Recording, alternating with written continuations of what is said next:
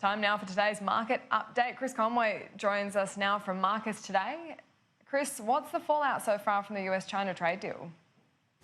Good morning, Annalise. Well, we saw a bit of fallout last night, some waning optimism regarding the US-China trade deal, some skepticism creeping in that the deal won't lead to the economic growth that some had been hoping. The reason for the skepticism, Chinese state media had a lukewarm response to the deal. There's some skepticism around the size of the agricultural purchases that have been touted.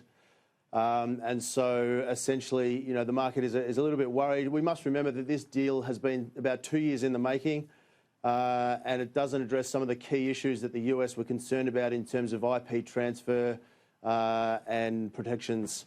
So it's not surprising that the market has come back a little bit, and there's still a long way to go in terms of getting this deal done in full. And locally, what's happening with the markets this morning?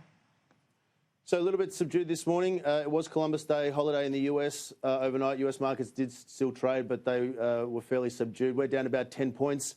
Oil prices came off about 3% overnight, and that sees our oilers down sharply today.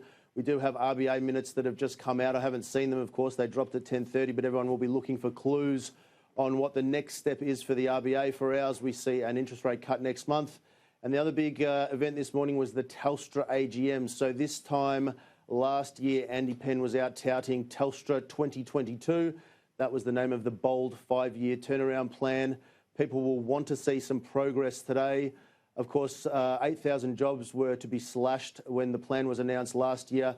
At the meeting this morning, at the AGM this morning, there were some protesters from the communications union, so it'll be a fiery affair, no doubt. But as I said, Andy Penn will be up there talking about 5G and the benefits thereof. A share price that's gone from 260 to 360 over the last year might help him sell that dream.